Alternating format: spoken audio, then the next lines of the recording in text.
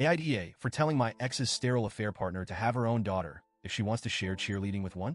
I, 40F, and the mother of two amazing kids, a 10-year-old daughter and a 7-year-old son. Their father, my ex-husband, 44M, cheated on me years ago with Jen, 42F, who is now his wife. The affair shattered our family, and while I've done my best to move on for the sake of my kids, Jen continues to make things difficult. To start from the beginning, my ex and I were married for several years, and for the most part, I thought we had a good relationship. We had our kids, and we're building a life together. Sure, he traveled a lot for work, but I thought we were a team. Then Jen came into the picture.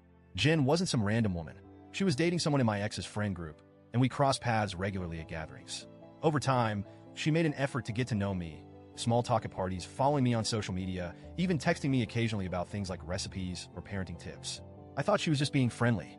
I was completely blindsided when I found out she had been sleeping with my husband. I'll never forget the day I found out. My ex sat me down, looked me in the eye, and told me he was leaving me. Just like that. No warning, no attempt to fix things, he was done. He said he had fallen in love with Jen and wanted to start a new life with her. I remember feeling like the ground had been ripped out from under me. I had to pick up the pieces for the sake of our kids, who were too young to understand what was happening. To make things worse, Jen tried to play the victim. She claimed she didn't mean to hurt me, that she hoped we could all get along for the sake of the kids. She even suggested that we could be friends again someday. I was furious. How could she think we'd ever be friends after what she did? But I kept my composure because I knew my kids were watching. Fast forward to now.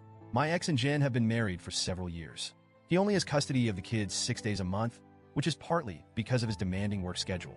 He travels out of state frequently, so this arrangement keeps the kids with the parent me most of the time. Jen has no biological children of her own. She and my ex made a point to tell me early on that she's sterile. I never asked, but they brought it up, hoping I'd share the kids more and encourage them to see Jen as a second mom. I made it clear from the start that I wasn't interested in co-parenting with Jen. She's not their mother, and she never will be. I've always supported my kids having a relationship with their dad, but Jen's involvement is not something I'm willing to facilitate.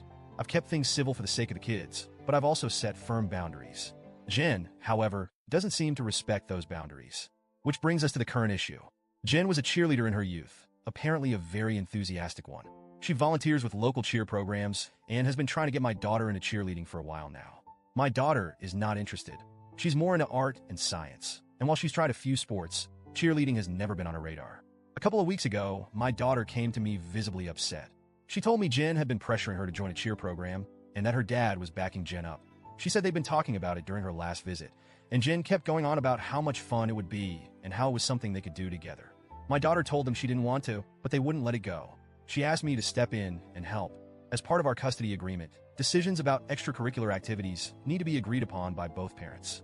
So, I reached out to my ex through the parenting app we use and told him our daughter would not be joining cheerleading unless she wanted to. I emphasized that she'd already expressed her lack of interest and that they needed to respect her wishes. Instead of responding on the app like he's supposed to, he sent me a series of angry texts. He accused me of ruining things, said I was being unreasonable, and called me a bunch of names I won't repeat here. Then Jen got involved. She tried calling me, but I didn't answer. I don't see the point in engaging with her directly. But a few days later, I ran into her at a store, and she decided to confront me in person. It started off somewhat civil. She said she felt like I was punishing her by not letting her bond with the kids. She went on about how she's been in their lives for years, and how she has every right to share things like cheerleading with them. I told her, calmly at first, that she doesn't get to force my kids into activities they don't want to do. I said our daughter isn't interested in cheerleading, and that's the end of it. But Jen wouldn't let it go. She followed me around the store, practically pleading with me to understand her perspective.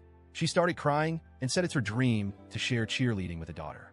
She said it hurts so much that she'll never have a child of her own to share those experiences with. I'd had enough. I turned to her and said, if you want to share cheer with a daughter, then go have one of your own. Leave mine alone. She stopped dead in her tracks, and I walked away. She didn't follow me after that, but the fallout was immediate. My ex called me later that day, furious. He said I was cruel to say that to Jen, knowing she can't have children. He demanded I apologize, but I refused. I told him Jen needs to respect our daughter's wishes and stop trying to insert herself into places she doesn't belong. Now I'm wondering if I went too far. On one hand, I feel justified in standing up for my daughter. She shouldn't be pressured into doing something she doesn't want to do, especially by someone who isn't her parent.